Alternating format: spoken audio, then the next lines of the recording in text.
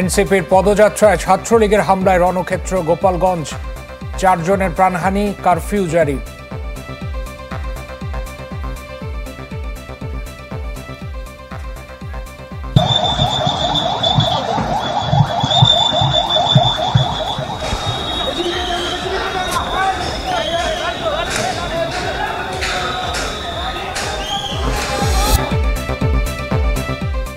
জুলাই পদযাত্রা কর্মসূচি চালিয়ে যাওয়ার ঘোষণা এনসিপির। কাল সারা দেশে বিক্ষোভ, হামলায় জড়িতদের ধরতে আলটিমেটাম। গোপালগঞ্জে এনসিপির পদযাত্রায় ছাত্রলীগের হামলার প্রতিবাদে দেশের বিভিন্ন স্থানে বিক্ষোভ, মশাল মিছিল।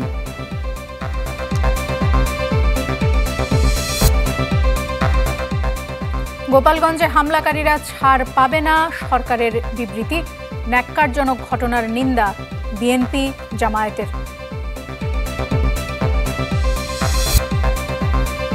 অকুতোভয় আবু সাঈদের আত্মত্যাগের দিন, জুলাই শহীদ দিবসে গণ অভ্যুত্থানের বীরদের রাষ্ট্রীয় মর্যাদা স্মরণ।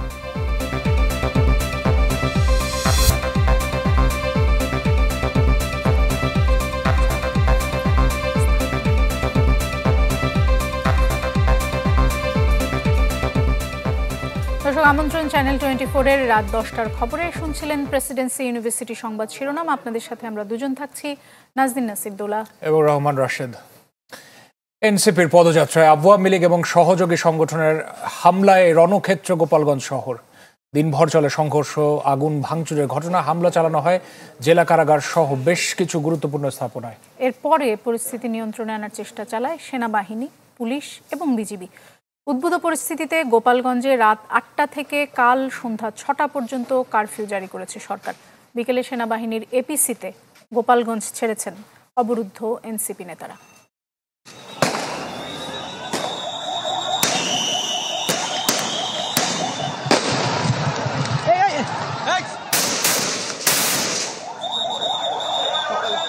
জাতীয় নাগরিক পার্টির পদযাত্রাকে কেন্দ্র করে রণক্ষেত্র আওয়ামী লীগের দুর্গক্ষেত গোপালগঞ্জ।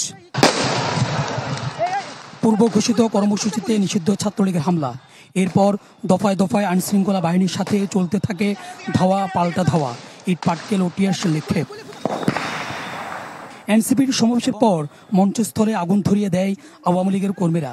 গোটা এলাকায় ছড়িয়ে পড়ে উত্তেজনা। এক পর্যায়ে পৌর পার্ক এলাকার প্রধান সড়কে অবস্থান নিয়ে সহিংসতা চালায় নিষিদ্ধ সংগঠনটির কর্মীরা। পিছনে যে অংশটি একেবারে বলা যায় যে পুরোটাই ইট পাটকেল নিক্ষেপ করে বৃষ্টির মতো তারা পাথর মারছে এবং ধীরে ধীরে তারা সামনের দিকে আসছে। ওইদিকেও যারা হামলাকারী তাদের অবস্থান রয়েছে এবং এদিকটাও হামলাকারীর অবস্থান রয়েছে। শুধু মাঝখানে যে জায়গাটি সেখানেই আইনশৃঙ্খলা রক্ষাকারী বাহিনীর সদস্যরা অবস্থান নিচ্ছেন। পুলিশের ধাওয়ায় অলিগলিতে ঢুকে পড়ে সাংবাদিকদের উপর চড়াও হওয়ার চেষ্টা চালায়। আহত হন বেশ কয়েকজন সংবাদকর্মী। এর এক পর্যায়ে গোপালগঞ্জে 144 ধারা জারি করে প্রশাসন, কিন্তু নিষেধ অমান্য করে আওয়ামী লীগ কর্মীরা সহিংসতা চালালে অ্যাকশনে যায় সেনাবাহিনী।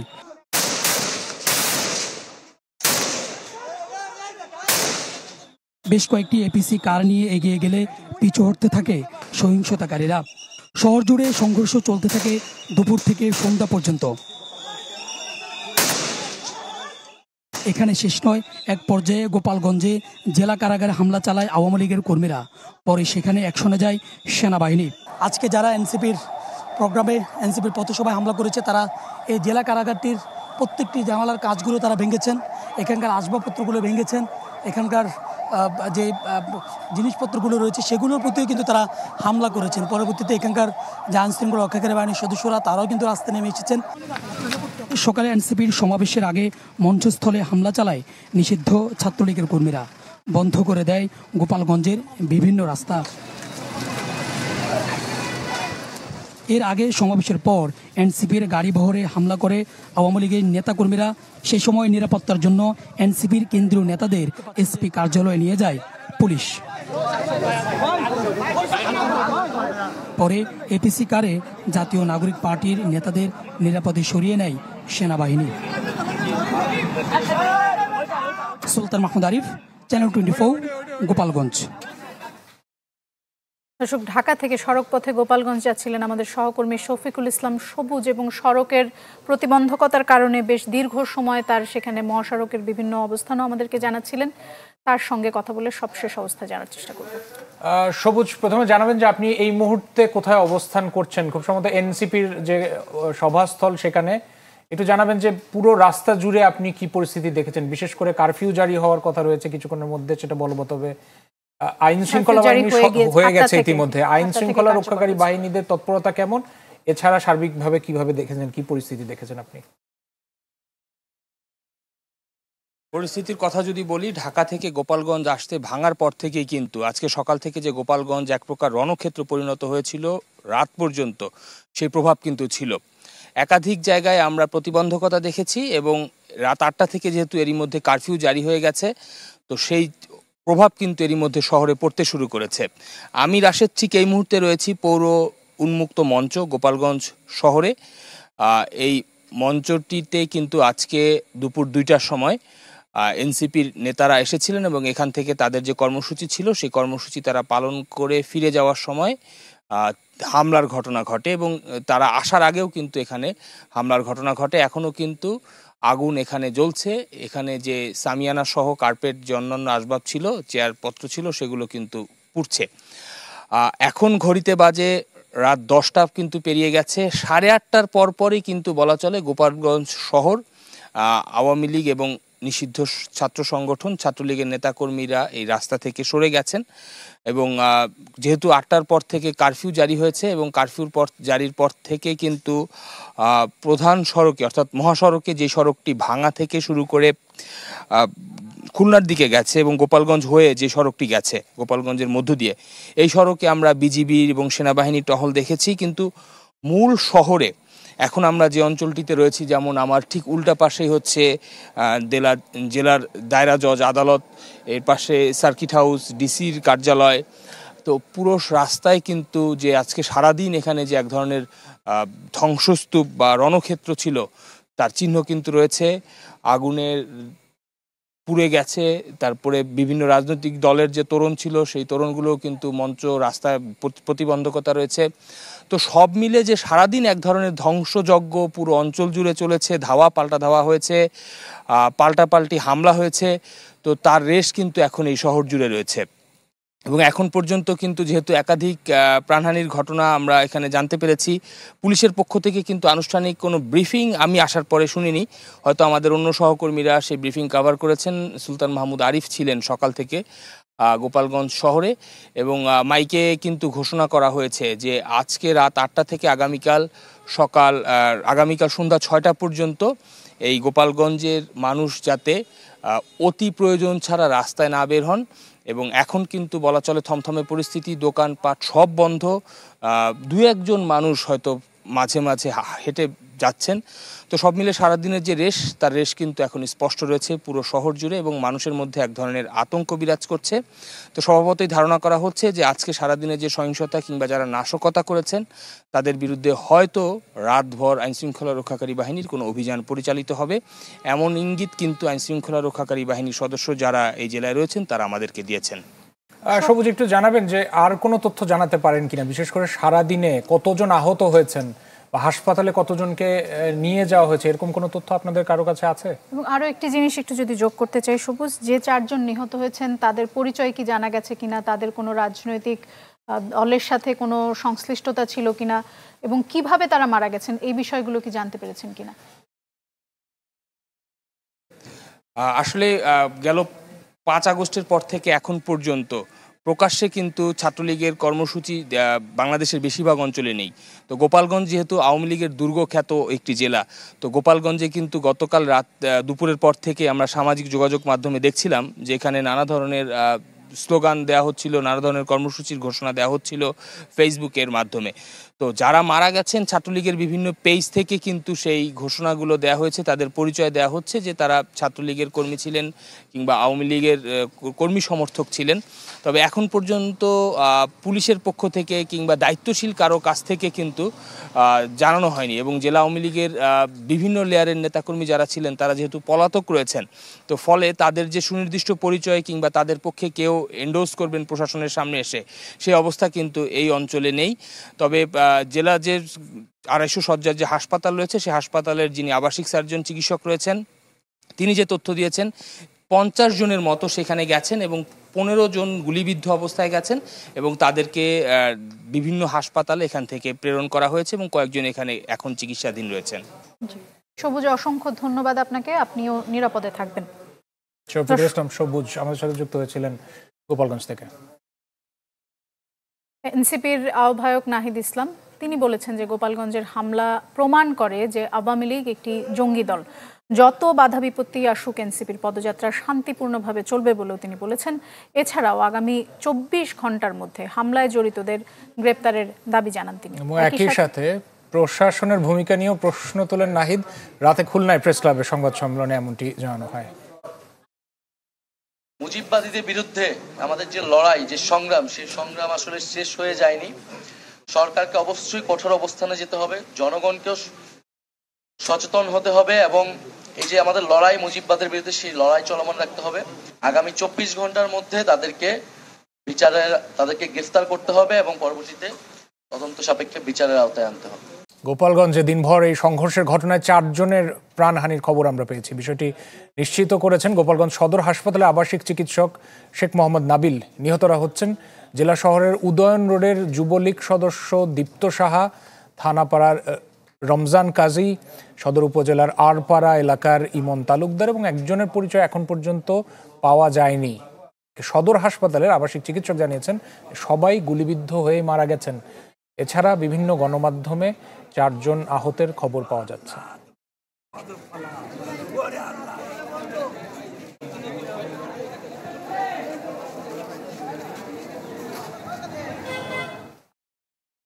দর্শক, আপনারা এরই মধ্যে জেনে গেছেন যে আওয়ামী লীগের দুর্গখ্যাত যে গোপালগঞ্জ জেলা, সেখানে সমাবেশ করেছে জাতীয় নাগরিক পার্টি এনসিপি।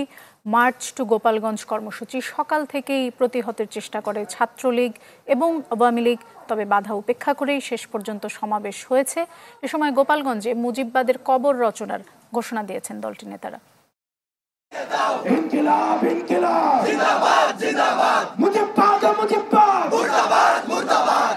দেশব্যাপী পদযাত্রার অংশ হিসেবে জাতীয় নাগরিক পার্টির পূর্ব নির্ধারিত মার্চ টু গোপালগঞ্জ কর্মসূচি পৌর পার্কে প্রস্তুত ছিল সভামঞ্চ।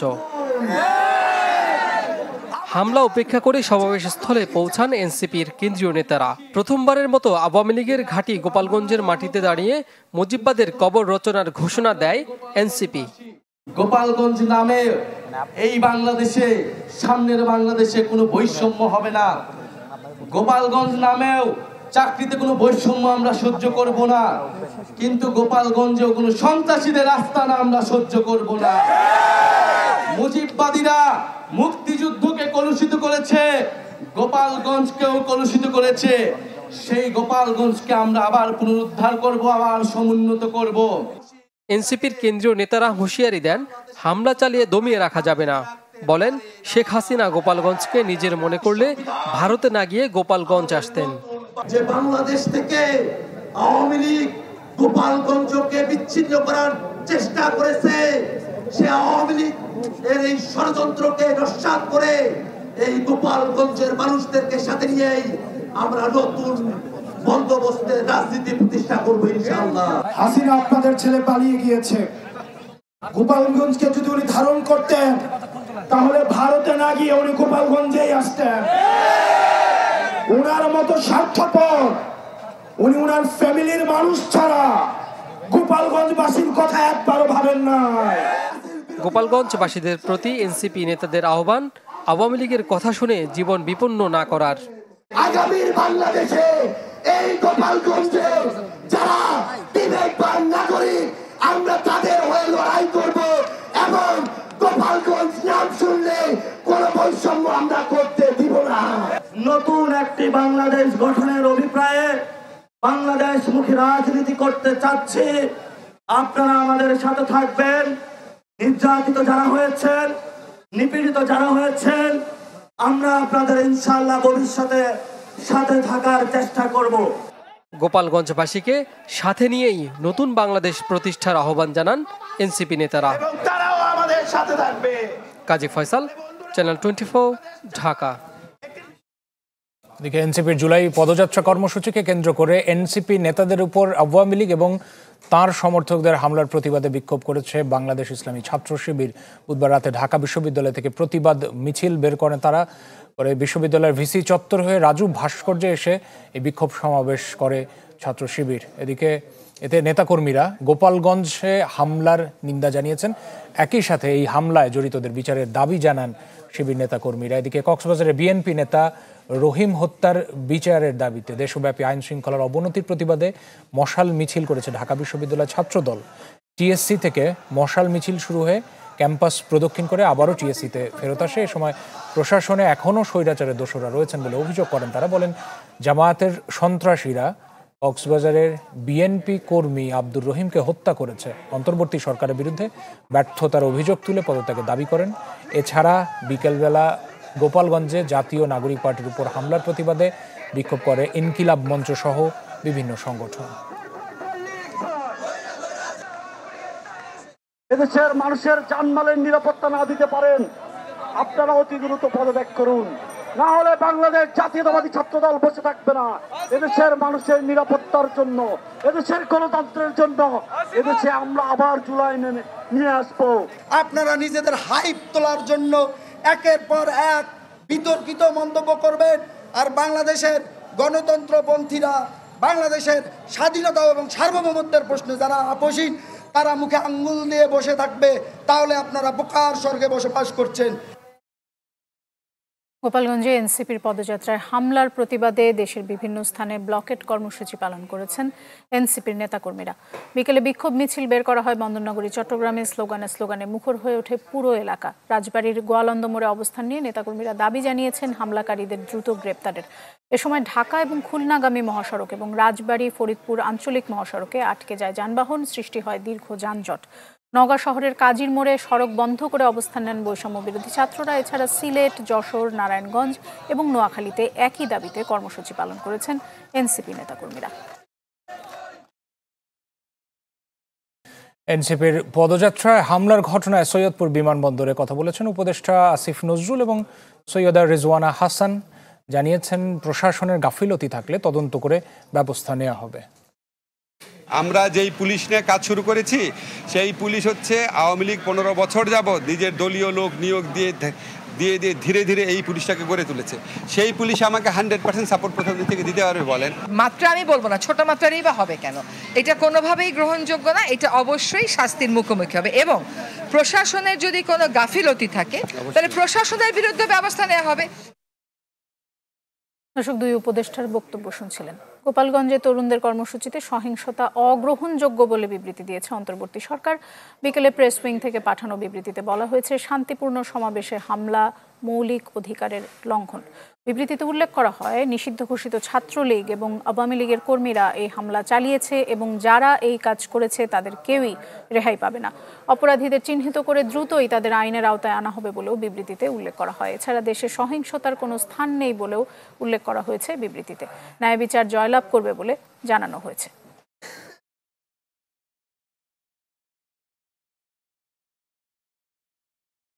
এদিকে গোপালগঞ্জে এনসিপির কর্মসূচিতে আওয়ামী লীগ এবং ছাত্রলীগের ন্যাক্কারজনক হামলার ঘটনায় গভীর উদ্বেগ প্রকাশ করে বিবৃতি দিয়েছেন বিএনপির মহাসচিব মির্জা ফখরুল ইসলাম আলমগীর।